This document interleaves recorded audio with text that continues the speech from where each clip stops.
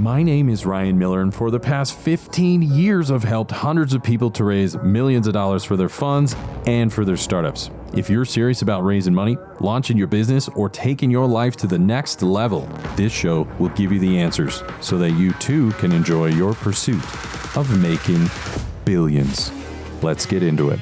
Hey, founders and venture capital investors. Have you ever wondered how the new era of venture capital is done? Well, in this week's episode of Making Billions, I bring on my dear friend Robert Cote of Cote Captial. This guy turned the traditional venture capital model on its head, and doing so has generated over $3 billion in cash flow from those innovative methods. Creating new business models while innovating on how businesses are done are all skills we need in our pursuit of making billions. Here we go. Hey, welcome to another episode of Making Billions. I'm your host, Ryan Miller, and today I have my dear friend, Robert Cote. Robert is the founder and CEO of Cote Captial. It's a unique venture capital firm that has gone on to generate over $3 billion in cash flow and 112% IRR for his investors. So what this means is Robert is going to teach us his secret sauce on how to negotiate terms with companies so that you too can make those eye-popping returns in venture capital and private equity. So Robert, welcome to the show, man. It's great to be here. I'm a big fan of what you do, and I'm happy to be on here and kind of talk about IP investing and what I've been doing for many, many years and what I'm doing now. Yeah, this is phenomenal. So you have such a unique and wonderful investment thesis, and I can't wait to get into it. But before we do, I can learn about that, and we can read that online, and many of our fans in 100 countries will do that. But before we get into that, there's a lot of people starting out, just like you did at one point, just like I did at one point. So I'm sure a lot of our fans around the world would say, how did it start for Robert? Well, I would say about 25 years ago in the 90s, I became an IP lawyer, something that I aspired to from being a young man. And I quickly became an IP investor, and that started with technology most of us know as PCR today, won the Nobel Prize in chemistry. We know it as the test we needed to take to travel for a couple of years. That technology allows you to amplify DNA in the body, actually see it, and be able to detect diseases, viruses, and develop treatments to save lives. So that's where I got my start. I spent 10 years kind of in the beginnings of becoming an IP investor. What I do today very much comes from that beginning. 10 years licensing this technology around the world. Basically, we generated a couple of $2 billion in revenue share. My model is a revenue share, not an equity model, as we'll learn about in a little bit. And so that began the beginnings of looking at companies as IP properties and looking at the engine in the car, not just the team driving the car, is what makes the difference between a good investment and a bad investment. And so I moved from that into a number of other technologies that founded industries in America, built industries. Probably the most notable that people are familiar with is wireless. The air interface, the technology that allows you to take your books, your movies, your emails, FaceTime, all of that takes the physical, turns it into digital, into energy, sends it at the speed of light across the world, literally, and into your pocket. And so that technology actually I helped scale around the world for a company, actually a Canadian company that developed it. And that technology is kind of a miracle in action. That was another example of a company that wanted to build corporate stores. They wanted to build their own equipment, wanted to do their own thing, but they quickly became licensees or licensors and realized they couldn't do as much as they wanted to do in the world. They realized they couldn't have the impact they wanted to have in the world. Same for the PCR folks. And they realized that if they franchised and licensed what they were doing and looked at that engine in the car as something that could create value around the world, they could build a bigger business faster, relying on more teams to create value for the business, for the technology, and they would share in the revenues from that. And so again, that's another kind of an example of venture capital investing where you're focused on the IP and you're focused more than on the team, than on the corporate stores they'll build. You're thinking about how do I scale it to have an impact and build a business better, faster, and at lower risk. So that's kind of how I got started.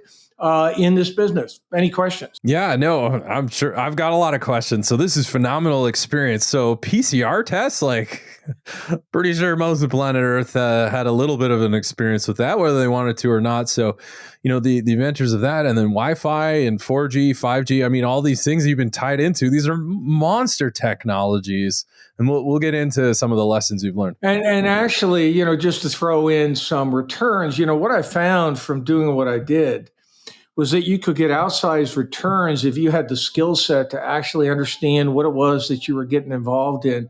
We often gloss over the technology. It sounds good on the surface, but looking under the hood, like I like to say, the engine in the car, and really understanding how it works, understanding how it has value. And we saw it in PCR, a couple of $1 billion in the wireless and other opportunities in the most recent 10 years was another $1 billion. And the way we structured those was 112% IRR. And so I became a big believer that instead of being a venture capitalist, I should graduate to being an IP capitalist. I could do it better all day long. And so I'd love to share some of how that all works with your audience. Yeah, I love that. And I can't wait till we do. And you're going to want to tune into the end where I'm going to ask pretty please, and we'll see how much Robert opens up on his secret sauce. But definitely want to listen to the end where we can kind of crack that open. But now, so you started as an IP lawyer, you've done all these wonderful things, you've made some investments and some blockbuster investments, 112% IRR, $3 billion in cash flows generated. I mean, you are on fire.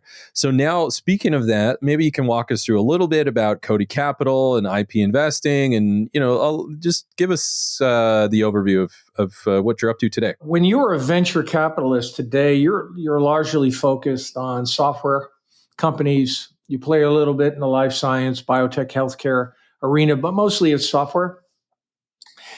And that focus has come to plague venture capitalists because the innovations tend to be incremental. The ability to replicate what's happening tends to be incremental, and it doesn't have the impact that breakthrough innovations over in the physical side of the house, hardware, I like to call it, companies building new things based on breakthrough innovations that change how we make products, change how we use products, and create much more benefit than we have today. So instead of having, the next iPhone version, we're going to create the iPhone for the first time, right? And that became a very, very powerful innovation above the cell phone. Many of us scratched our heads and wondered how in the world, or what in the world would I do to pay $300 for a computer in my phone versus $100? But of course, we now know 10 years, 15 years later, it's a wonderful miracle that we have in our hands with many, many productivity tools in the form of apps. So software and venture capital has value, but the problem they faced is the incremental innovations that are behind it make it easy for a lot of Me Too's. So they've struggled to exit their companies. The returns aren't there. And I learned for many years that the American empire, venture capital itself, all is built on building real products, physical products, breakthrough innovations, the semi industry, the computer industry, the automobile industry, right? And the airplane industry. And so I'm giving big names and big ideas, but there are many, many smaller ones that are equally impactful in the world. And so that physical side of the house, that hardware company, is where I want to take the world, the country, back over here, because venture capital has left them behind. As we shipped our manufacturing offshore and we moved to software, the capital started to fall away from these companies. So I lived it for 20, 25 years with the folks that developed PCR. I lived it with the folks who developed the wireless in your phone, Wi-Fi in your house. All of it was the same innovation. And so I heard I listened to their problems. I felt their pain. And I developed a model that basically would put capital to work. It takes a lot more capital in a way that made sense for them. One of the things they would complain about to me was equity was just very, very dilutive. When you have to take in $50, $100 million to build manufacturing out to actually be able to get that customer to sign that contract. They struggle with that catch-22. So my model intends to take you to break even. You don't live, round around, I like to say, hand to mouth, paycheck to paycheck. You have enough capital to get to break even where you can choose whether you want to exit, whether you want to continue as a business. You choose your future. I don't demand it. and I'm going to share in revenues instead of in equity. So you're going to own your business as well. So that's become a really, really exciting thing to entrepreneurs that I invest with. The second thing was, if I'm going to really have an impact and really drive a mission that moves us from software back over to hardware, you need to bring capital in. I don't have all the capital in the world to do the things I'd like to do. So I need partners, right? I need investors. And so whether it's humanitarian funds who have an appetite for what I'm doing, or it's accredited investors that aren't wrapped in a box. Venture capital pretty much is locked into what they do, private equity. And so when they've left hardware companies behind, they're starving for capital. So I've aligned myself with the people who can get the greatest benefit, and that's the people in this country and in the world, to come in as accredited investors. And so I had to change the risk profile. So when you think about what we do today, instead of holding a lottery ticket, which is much of what venture capital is all about, that often doesn't pay out, by sharing in revenues in a company that's got something nobody else has, real IP, real technology that's breakthrough, where customers are willing to buy it to demonstrate they see that value, you have durability in revenues, and you have something even more important. It's very hard to replicate that innovation. It takes 5-10 years. So I've got high barriers to entry. I'm not worried about being replaced, my company being replaced. So here I am with a model that allows these entrepreneurs to own their business and exit when they want to. What a game changer. And then here I am aligning with the people I think are most aligned with what I want to do that can get the most impact. And I knew that I had to change the risk profile. So I moved to a model that shares in revenues, so investors are actually paid to wait. They get their principal back along the way, whether the exit happens or not, right? And in my case, because it's breakthrough, the exit will happen. And I'm counting on that, and I wouldn't make the investment if it weren't so. So it's really more about making sure we can scale this company to get them to an exit if they choose. But we hold that revenue share in perpetuity. It's a high yield investment we can drill down on.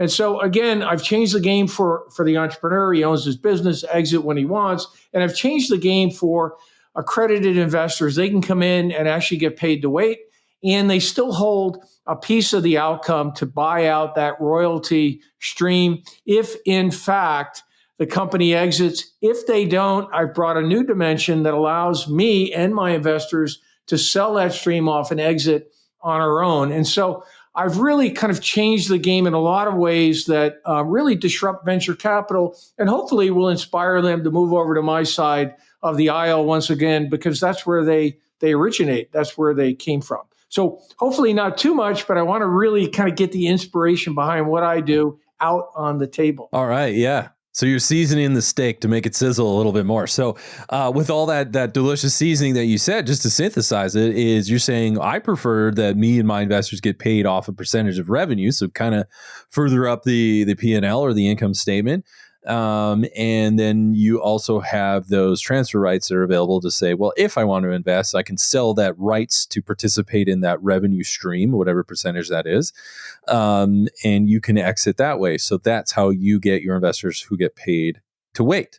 So now, that being said, I'm just curious now, with all of your wisdom and your knowledge and your years of experience and making all these investments and doing these wonderful things, we live in quite an interesting world right now. So you and I were talking a little bit about this. So I'd love to get your opinion on a couple of things, starting with, with manufacturing. And you mentioned things overseas, and there's a lot of stuff going on, globalism or non-globalism. I mean, who knows, right? Everybody's got an opinion these days. Don't get me started. Yeah. We'll get you started a little bit.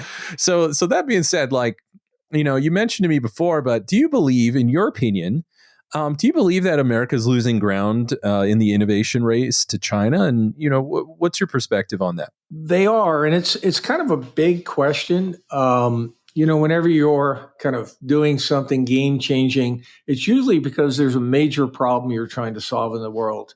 And so the story I gave before obviously is multi-pronged, and, it has richness to it. And it's compelling, and it's in its simplicity and how it works. Revenue sharing, there's much more to it, but the problem it's solving is equally complex and equally challenging, and something that if we want to move the world forward, we need to solve that problem. And that is that America, that is the light on the world, it was created to free the people from tyranny around the world. It was a light that has shined on the world for a couple of centuries now. Like all empires, when you become prosperous, you start to think more and more about, how do I protect what I have today? How do I hold it in my pocket and not lose it? And so that courage that inspired you to come to this country as an immigrant 200-300 years ago starts to lose its charm. And it's more about, how do I protect what I've created now? Once you get in that game and that kind of mindset, you lose the immigrant mindset, that long-term, I'm going to change the world, or I'm going to change this life for my children, to a mindset that focuses on me and how am I going to maximize what I have today.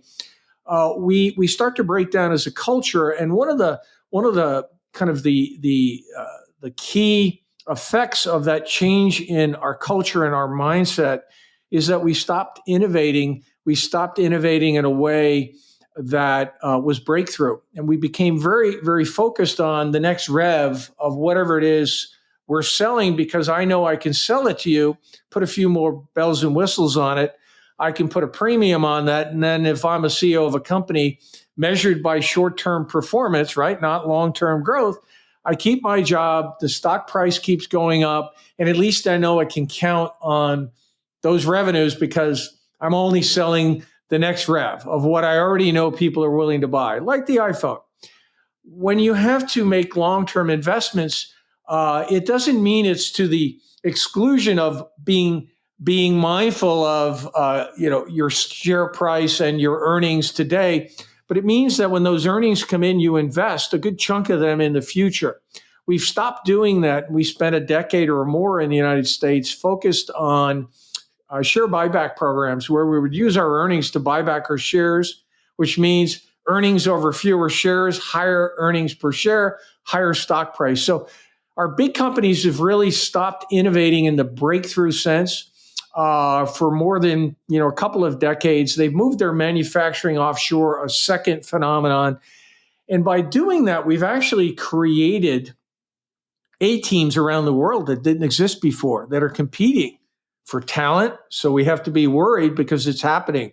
Our good people are being drawn overseas, where they can be paid more, they can get the capital to build that business. So the A-teams around the world are now competing for talent. So not only are we not innovating, but the people who are innovating in these young companies aren't getting the capital they need. And so we're at, high risk that more and more of our new kind of forest that's growing, that can create the next industrial phenomenon, the fourth industrial revolution, like they call it in the press today, are more and more going to move overseas, where they can find partners that have the manufacturing capability to help them, that have the capital, that want them or inspire them to come on overseas. And so if you're an entrepreneur, it's very, very attractive when you're building something physical, a hardware company, and you're struggling to get venture capital to move from software companies back over to hardware companies. And when they show up at the door, because you need so much capital to actually build that business, they're taking away most of the ownership. So it's a big cry, right? Not only a cry for the entrepreneur, but a cry for the country. So I created Cote Capital and was inspired to do it from 25 years of listening to these entrepreneurs, with the inspiration that I just personally had experienced great abundance from investing in hardware companies with breakthrough innovations, breakthrough IP. I saw the power of it. And if I could move venture capital back over, great. But I also realized it takes a long time to move a guy or a gal who lives in a box, who's paid to live in that box, that mandate on what I invest in, because my track record is betting on it, is based on it. And so I created IP Capital to inspire that movement over, but to also bring the people in to get that movement going, because it's going to take time for the guys who live in the box to move over to my side. So that's kind of a storyline around, again, why I was inspired to create Cote. It's really to solve this problem that we aren't innovating in our big companies like we once did. And in our little companies where it's happening, where it's really going to matter on the physical side of the house, the hardware company, the capital just isn't there. And I want to stop the exodus from happening because that's our only real hope today. It's going to be really hard to stop those CEOs from being focused on short-term returns. Their paycheck depends upon it. Their business depends upon it. So anyway, any questions on that? Yeah, no, that's phenomenal. So as you're speaking, it just reminds me of a saying that there's a difference between playing to win and playing not to lose. And so it sounds like, in your opinion, that America's gone from playing to win to just playing not to lose. When you mentioned, hey, how do we hold on to what we've got? You're just playing not to lose. How do we operate so we don't lose what we've got? Okay, well, that's one way to do it, but don't expect the high upside if you're just playing not to lose. And so that's such a phenomenal and interesting experience of how the current couple of centuries, and especially lately, how a lot of that overseas, a lot of things moving overseas, and as a result, we've created A teams overseas, and then with the cheap labor and new companies that are popping up as a benefit of a few decades of doing that, now there are some potential rivals who are playing to win on the other side of the pond, so to speak. And we have to look at it that way because I know we vilify, it's common practice when you grow up. I was a lacrosse player. I'm sure you were a sports player. You learn that there's a competitive environment, and you have to be sober about the fact that competition needs to put food on the table over on the other side of the pond. So when you build this business, you need to kind of think about how you're going to protect what you have. And that's another element of kind of how do I start to fund these companies, make sure these hardware companies stay here, are rooted here, and then how do I not limit them and limit their potential by keeping them here, but actually get them to share and scale that innovation around the world, like the guys who developed the wireless technology we talked about earlier that I invested in, or the PCR technology I also invested in. How do you get them to share? And so in a world that's very fear-ridden, we see it in our publications every day, right? It creates fear in us to have the courage, because we hear about our IP being stolen. But I can tell you from my own experience, you've heard the dollars, you've heard the returns, the IRRs. That's all from scaling globally. So if you can think smart about how to protect what you have, you can venture out in the world. There's 8 billion people in the world that you can create value for. And the paradox of all of this is that you actually protect what you have in this world today by sharing it in a controlled way. It's the best way to protect it. And you increase the potential that you will maximize your opportunity, because the more value you create for people in the world, you're actually creating more value for yourself. It's often not thought of that way. We think we have to hold that shiny diamond in our pocket and keep it close to the vest and build those corporate stores. But the heck with sharing it around the world with other teams that could build their own cars with my engine. And I'm going to say that's actually a fool's move. And I always like to give this example that Warren Buffett is an IP investor, just to drive this home for folks. So Warren Buffett goes into Coca-Cola, and Coca-Cola is not a high-tech company, but they are an IP company. That recipe is secret.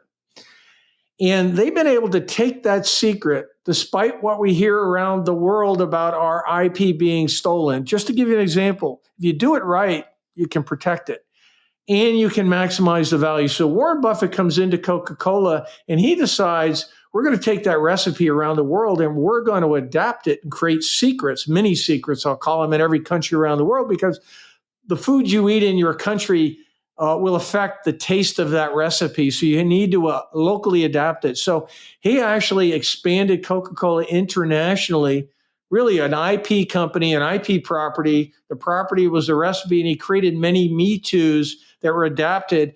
And that's one of the ways in which he was able to create great returns from Coca-Cola. Take a simple product that has a lot of value that people are willing to pay for and scale it. The opposite of what we learned from the press, which is we better hold that diamond in our pocket. We better keep that engine close to the vest. We better build our own cars with our own team and not share it. And I would say, again, that's a fool's move. And I have a line in life I live by. It doesn't mean the rules don't apply, but I always say that the rules often can be for fools because they create boxes around things that are new and different that unless you break the rules, you're actually holding yourself back. And breaking the rules doesn't mean you do that to break the law. It just means you don't live chained in. You break free of the chains, because if you don't do it, the world can't benefit from what you've created anywhere near the way they could benefit if you share it and you scale it. And so I wanted to get that out on the table as well for the audience so they could appreciate that really IP investing, unlike venture capital investing, is all about betting on the team to build its own cars, its own stores, but scaling it so many other teams can create value for your business. Yeah, absolutely. Phenomenal. So essentially, investing in these IP or these defensible assets and then your compensation is tied to revenue. I absolutely love that. So kind of rounded out some of those. So as we round third base, I'm just looking back, you have this vast experience, you've got investment thesis, you got Cote Capital, billions of dollars. I want to know, this is the part I said I would ask pretty please for on, is what are some of those in your secret sauce, your view on the world, your investment thesis, all of these things. Maybe you can round out a couple of things for us where that you find helpful, and maybe can pass it along to some of our fans around the world. So what are maybe one or two things that you would find quite helpful for people looking to do what you're doing? So I think, a lot of what I'm explaining, is multi-layered. So I'll hit the high points and then maybe we'll drill down and explain kind of why those things are important to think about. So I like to say the new gold is green, or green is the new gold. And I say that because most of the hardware companies, these companies making new physical products, are actually being driven by demand around the world to turn every company into something that's more sustainable, that's more circular, reuses its waste, pollutes the environment less. There's an enormous sucking sound, pulling sound for any company that can help any industry transform how they produce their products. So a lot of the breakthrough innovation is around helping the rest of the mature company world meet their sustainable development goals. And that actually, believe it or not, creates a high growth, high profit business. We can drill down into some examples if you'd like to really kind of have people appreciate that. The first point is move from software over to hardware. With that context, hardware is where your unicorns will be coming from. That's where the demand is today. Digitizing the world with software post the internet boom was hot. It was hot for 25 years. We've done a lot of that. It's run its course. It's very incremental today. Lots of competition, hard to make money, even though it may sound sexy up front. If you look at the returns, just do a little Googling, you're going to find that software is very, very difficult to make money in today. VCs are struggling. Move over to hardware as point number one. That's where the demand is. And you always want to be where the growth is, where the demand is. And just Google, search, do your own homework on sustainable development goals. And you will find that most of the world, developed and developing, is being pushed to go sustainable, and they need these breakthrough innovations. So you always want to be on a rising tide, and hardware is where the rising tide sits today and will continue for the next several decades. Yeah, 100% agree. I think the tangible stuff is the next rise of the Titans. And that's point number one. The second is don't hold a lottery ticket. When you invest in a company, look for companies that are willing to share in revenues, not in equity. Let the company own its business. It's one of the biggest complaints I hear from entrepreneurs, that they're left in the end through many rounds they never anticipated would actually happen because they lived hand to mouth, paycheck to paycheck, and every 12 months, they're out raising the next round. Next thing they know, all the equity's gone, or most of it. And so leave them with ownership of their business. They're going to work harder for you, or they're going to drive that business forward because they can see a pot of gold at the end of the rainbow that history over in venture capital land has taught them. If you talk to entrepreneurs, that more often than not, there isn't that pot of gold at the end. Much of the equity is taken away. So the second thing is, when you move over to hardware, really focus on companies willing to share in revenues, not in equity. Get paid to wait. There's no reason you cannot. It's just living in the box and the history of owning equity for 10 years, hoping for that lottery ticket to pay out and reinvesting profits. It's just habit of this is how the model works that has caused people to operate that way. But with these hardware companies, they really can't afford the dilution. You want them to own that business. So the second tip is look for companies, and there'll be more and more of these companies. I'll be driving it. It will be driven in the press. It will be driven more and more. In fact, Intel is building 8 new fabrication facilities in the United States, just to give a really good example, in Columbus, Ohio. And they are financing that with an investor in a revenue sharing model, not an equity model, just to put one big kind of name out there.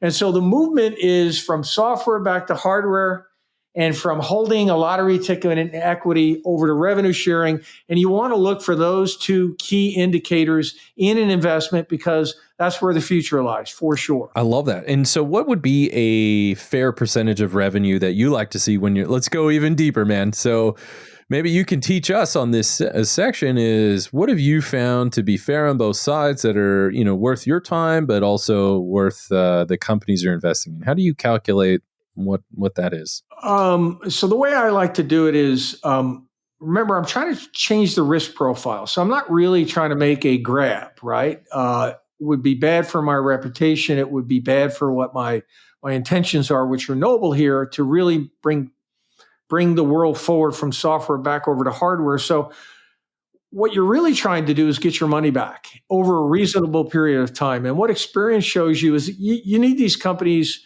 You got to give these companies a good 5 years to really ramp up. And so you design a share of revenues based on that 5-year revenue forecast. Typically, though, you don't rely on the forecast to give the venture capitalist because he's trying to get a higher valuation on the business. It's a real problem. It's more of a pie in the sky kind of number. So you really have to look at that revenue forecast. And usually, in my case, it's heavily discounted around what's real. Who are your customers? What's your pipeline look like? Because I care about the durability of those revenues. I'm not thinking, what's the equity going to be worth in 10 years? I'm thinking, how do I, over 5 years, get my money back for me and my investors? So 100% of your principal, I call it a 1x back over 5 years. You look at that forecast and you put a revenue royalty or a percentage on it, and just run it through the 5 years of that revenue forecast. And when you get to a percentage that gets you 100% of your money back, that's your number. Wow. So that's perfect. So just seek to recover capital after that. Now, what may be interesting, keep me honest here, is what happens after you get your principal back. I'm assuming that percentage, let's say it's 20%. I'm assuming that 20% is pure profit from year 6 until as long as you hold it. Is that right? It is. And that's one way to look at it. The way we look at it is we like to hit doubles and triples. So that's the first single is that 5-year kind of return on your principal. That second single or double is really something that is if the company exits, we get a 1x off the top. So my investors, we're looking to get a double over 5 years. It's kind of the way we think. And I'm going to trade that double for the kind of equity ownership a VC would want that might be modeling a 10x or more, because I want my people to know that instead of swinging for the fences and usually striking out in venture capital, when you move over to Cote Capital and IP investing, or IP capital investing as we call it, same kind of thing. We're betting on companies, just our focus is hardware, and we're going to share in those revenues. You want to make sure that you're getting your money back along the way. You're getting another turn or a double in the exit when it happens. If the exit doesn't happen, we actually step down our royalty or our share of revenues, so that we're always kind of getting that 1x return every 5 years waiting for the company to exit. And when they exit, we actually design our model to get us a minimum of another 1x. So whenever that exit happens, we get a triple. If the exit doesn't happen, we're modeling a triple through both the 1x along the first 5 years and the continuing royalty thereafter. So again, it's all focused around doubles and triples. Doubles and triples. I love that. So my impression of this would be your hit rate tends to be a lot higher. So in venture capital, if you get, you do 10 deals, you get 2, maybe 3 of those deals to be home runs, but the lottery ticket, as you like to call it. But then with yours, with this revenue share model, and then you get a little bit of a kickback on an exit, we're assuming that your hit rate, as far as the investors can perceive, is a lot higher. This is just my perception. Yeah. So. Correct. And the other thing we didn't talk about, there are a few different things to drill down on. Yeah. The way we do it is we actually hold the IP assets, which is basically the new designs for that car, that engine in the car, and the car that you've built that's new and different. Mm-hmm. We value that to make sure that our capital is protected. So we hold that asset as security, kind of like real property investing. Again, we design a share of revenues over 5 years to get our money back. We do anticipate a hypothetical exit in year 5. Again, it takes about 5 years for these guys to really get humming in the kind of the breakthrough world of physical products. And we, again, get a 1x out of that exit, and then we model another turn, a third turn, in the way that we get a percentage of the exit. We can hold that percentage of the exit as a straight kind of percentage out of whatever the value of the business looks like at the end of year 5 on that forecast. Or we can hold it, instead of in a contractual percentage, we can hold it in equity.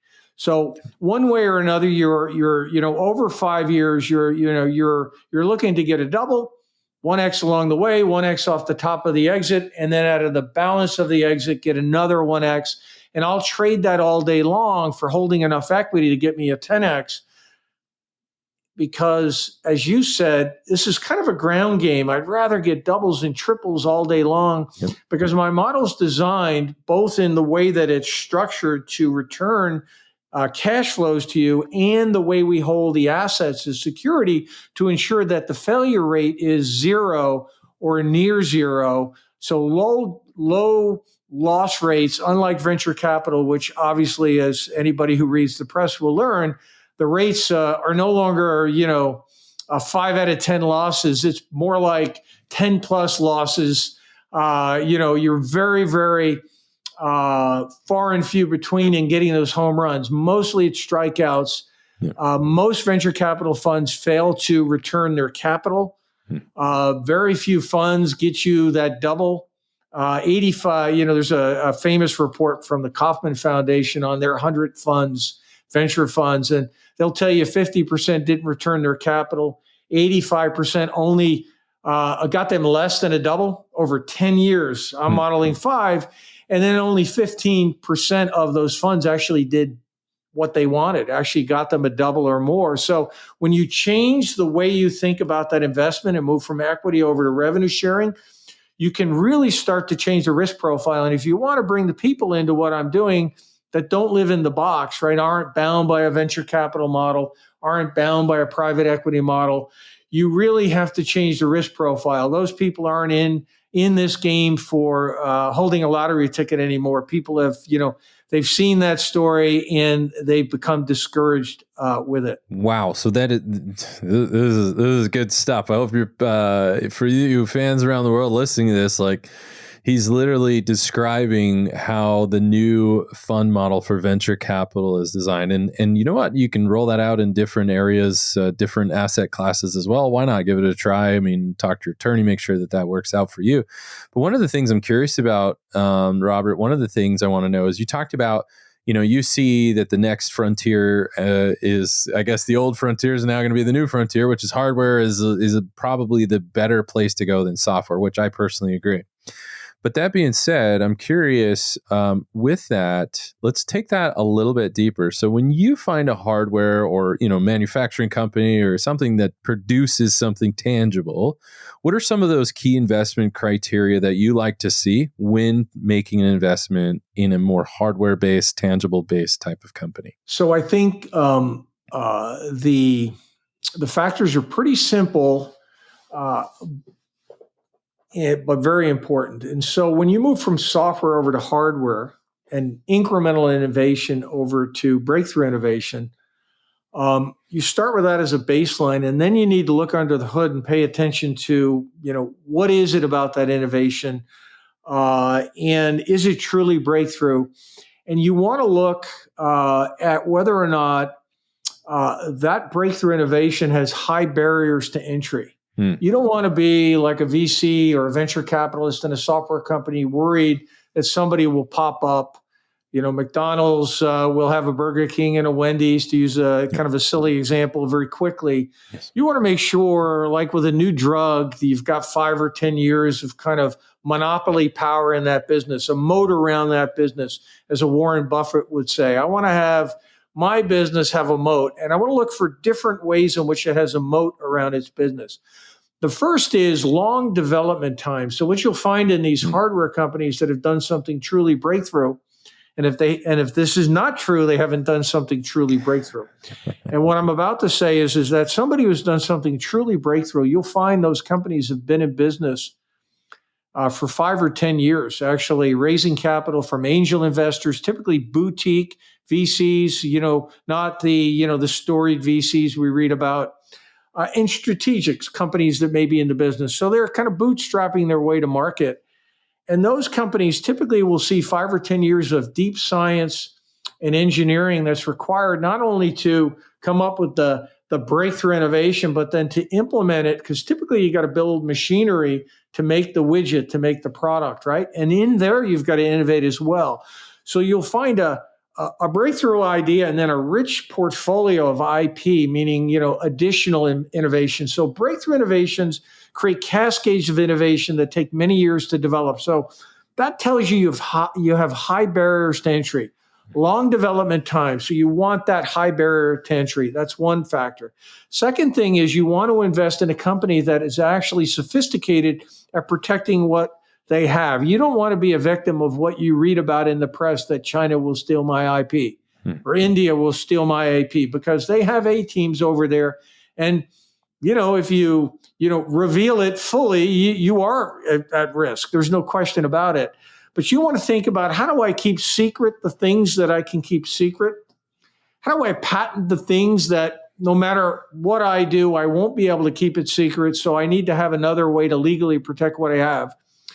And when you do that, you're not thinking about, how do I stop somebody? You're thinking about, how do I slow somebody down? Because it's often challenging to stop somebody completely from doing what you're doing. So one is long development times, to give you a high barrier. Second high barrier is sophisticated thinking around how I protect.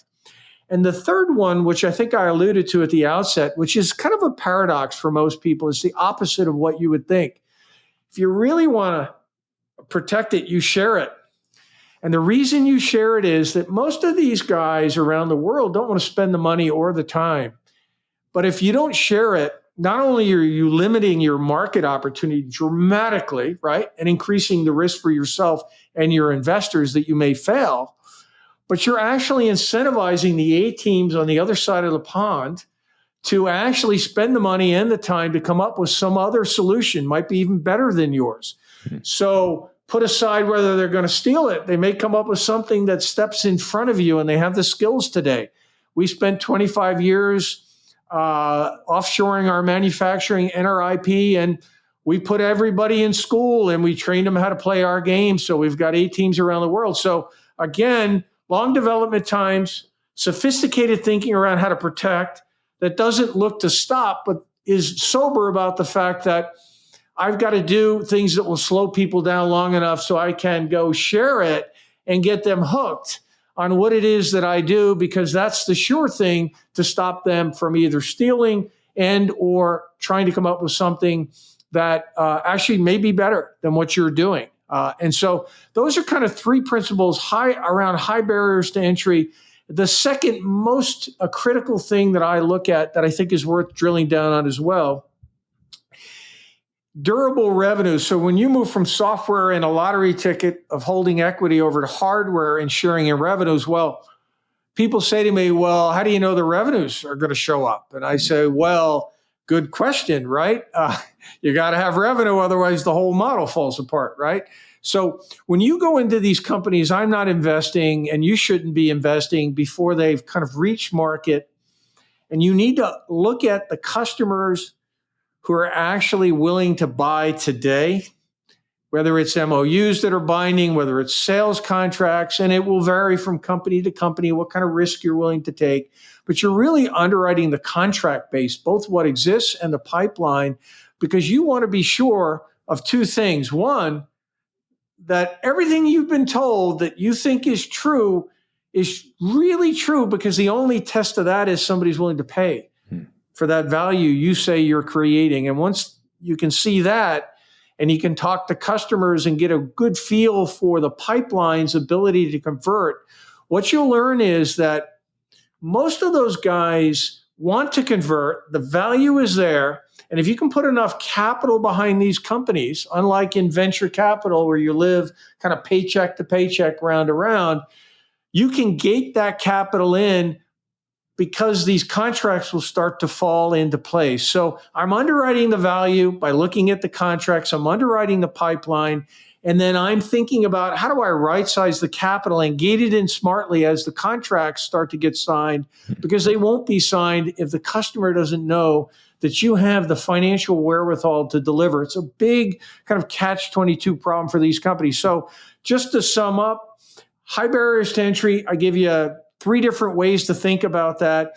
And then durable revenues, because the model doesn't make sense otherwise. And to think about, how do you underwrite that durability? It really starts with common sense, the contracts. So those are the things I think are pretty important for people to appreciate, who want to move from software and equity investment back over to hardware investing, and think about that as IP investing or venture revenue sharing, and not traditional venture capital. Yeah, nice. I love that. So high barriers to entry, long lead times, and then durability of the business and revenues. That's brilliantly said. So, in this final section of the interview, I typically call it scale it, nail it. So you've told us how you've scaled it.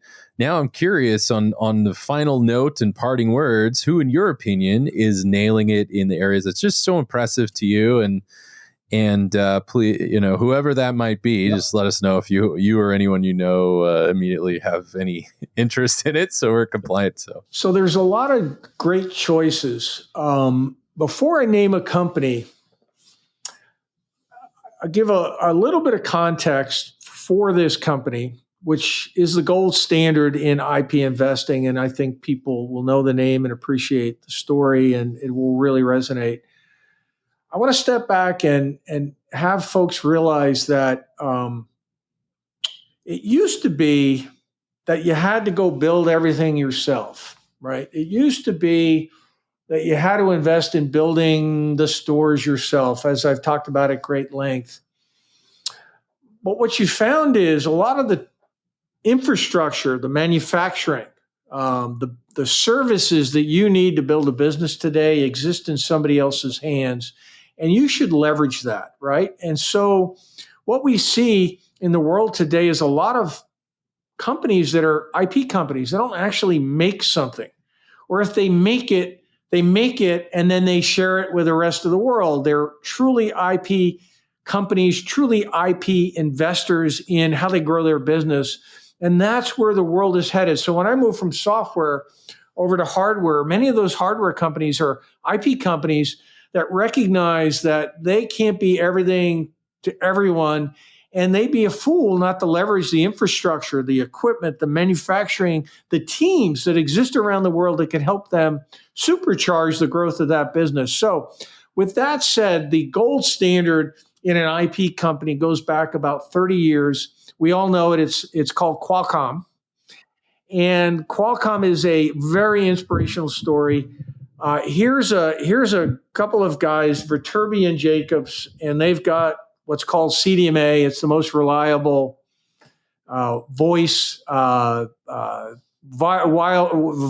most reliable voice technology out there. We know it. Anybody who owns a Verizon phone versus an AT&T will experience that benefit.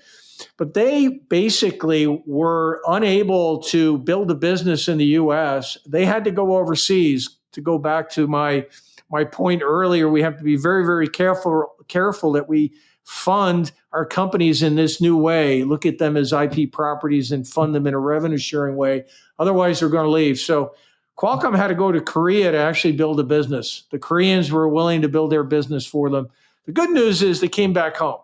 Okay, once they demonstrated to the world that CDMA was much more reliable than what AT&T had, which was called GSM, much more reliable voice technology, not dropping calls, et cetera. So Qualcomm basically had to make a choice of how they build their business. Do I build my own phones with my own wireless chip in it that does CDMA, my own engine in the car? And do I go out and try to compete with all the companies around the world that build phones? Do I rebuild all that infrastructure and sell my own phones? Too much manpower, too many years to build that business, and too expensive. And certainly investors would, especially back then, it was still that old venture model. We live round to round, we build a store at a time, slow and steady wins the race. And so it's a long road, and it would take years, decades before you'd enter the rest of the world. So they made a choice to get out of the phone business. There used to be Qualcomm phones, and just sell the engine in the car and become the best team in the world at selling that engine and stay out ahead of everybody else by investing more money and investing in better people to always have a better CDMA chip than anyone else in the world. So that's point number one. They were an IP company now. They decided to become an IP company, not a traditional venture-backed company. And they made this choice because they realized that the rest of the world could create much more value for that business than they could ever do themselves. And so to finish the story, the way the chip market worked at the time, when you sold a chip, you got $10 for that chip, and it went in a $100 phone, a cell phone. And they realized that that chip would get a $10 sale price, and the phone maker would only want to give them 50% profit margin because that's how the box works. That's how we build that kind of business when you're a chip guy. And so they realized that they needed to sell the chips and make the margin and license anybody in the world, okay, who wanted to buy their chip to also use it in a phone. So they collected a 5% share of revenues on every phone. So here you are, McDonald's-like business. McDonald's is an IP company, actually. Starbucks is an IP company, more simple in the IP. It's more about process and branding IP. But now here we go, big tech, high tech, Qualcomm, the engine in the car, and they're sharing that car around the world. Well, today, Qualcomm makes north of $25 billion a year in annual sales. 2/3 of that is from selling chips. Let's call it 15 billion for simple math. 10 billion of that is from allowing other people to sell phones with their engine in the car that they could never achieve on their own. So they supercharge the growth of their business, and they're the gold standard in everything I'm talking about today. How do I look at this new growth of hardware companies as IP companies? How do I realize that I can do a lot more? How do I get them sobered up to realize that they can do a lot more for themselves in looking at what they've got as a chip or an engine in a car? And how do they get comfortable sharing it? So that's the gold standard. And that's why I'm really, really super excited about the market. To me, it's a no-brainer to move from software back to hardware. Of course, I experienced extraordinary returns from doing it myself for 20 years, and now I've opened Cote Capital up to professionally do it and bring the accredited investor world and the humanitarian funds around the world in to participate with me because they don't live in boxes and they can see that this is where the future lies. And if we don't fund it, we're holding back our country, I'm an American. We're holding back the light that shines on the world from continuing to be prosperous, and we're holding back the rest of the world. And I always like to tell people our empire was built unlike any other empire in the world. Every empire in the world was built on stealing the land and resources of others. This empire was inspired by bringing the people from around the world to this country with an immigrant mindset to think centuries, generations, long term, not short term, and inspired to share their innovations around the world, to create value for the world and share in that value.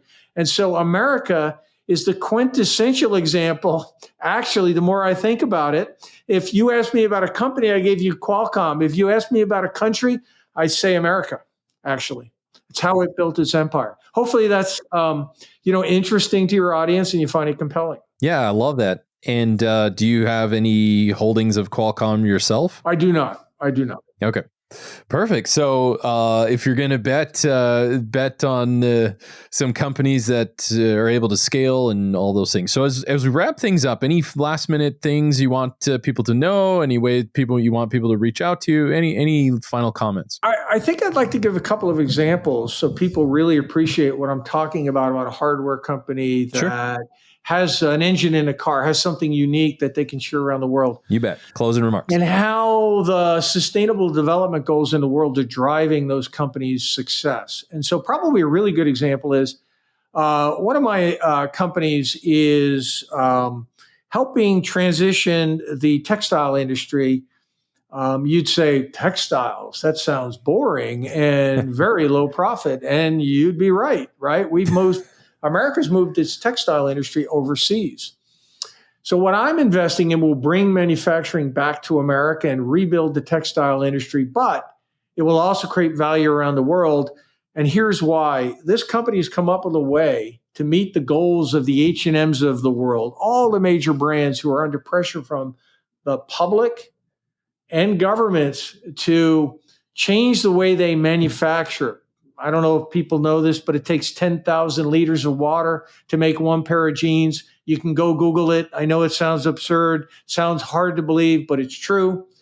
Most of that white water goes in our water streams and pollutes our water, and the carbon emissions from producing that pair of jeans are enormous. It's the second largest polluter of the atmosphere behind the oil and gas industry. So here comes an industry, and here comes a really cool breakthrough innovation. So this woman who developed this technology into a line of equipment can take the waste, whether it's off your back when it goes in a recycling bin, or whether it's off the factory floor after they cut and sew the garment. There's a lot of waste, billions of kilograms of cut and sew waste. She can actually take that waste, put it through her line of equipment, proprietary equipment, breakthrough in and of itself in its hardware, and then into the process recipes, kind of a Coca-Cola kind of notion, right? She can take different types of fibers from all kinds of clothing and turn that waste fiber, that clipping, into a brand new fiber, a virgin quality fiber out the other end. And she can take all that waste, turn it back into something you could turn into a yarn, into a fabric, and now H&M or Zara, anybody in this kind of fast fashion world can now make the same garment, and they all have goals to go 30% recycled in all their clothing by 2025, 100% recycled material in their clothing by 2030. And you can look up and you can look for those goals. And so I would say to the audience, go look at the industries, look what sustainable goals are being put out there by these companies, and look at the young companies that are trying to drive the industry towards those goals. Those are the companies that you want to be investing in because they're changing the game. And to put a cherry on top of this for the audience, that waste you can buy for pennies on the dollar, but you can sell it for the same $3 to $4 that virgin fiber would cost. So what a business, right? High margin, high growth. You can see it in the numbers I just put out there. And that's the value of sustainable development related technologies that take waste, turn it into brand new, or reduce kind of the impact that a company has on the environment, which usually is efficiency. Usually sustainable development goals result in a company being able to use fewer things, right, at lower cost to make the same garment so their profits go up. So I wanted to kind of get that on the table. I know it's a kind of a long-winded discussion, but I want the audience to really appreciate this. Green is the new gold. This is not made up. You can go and look in any industry, and everything that I've said you will find to be the case.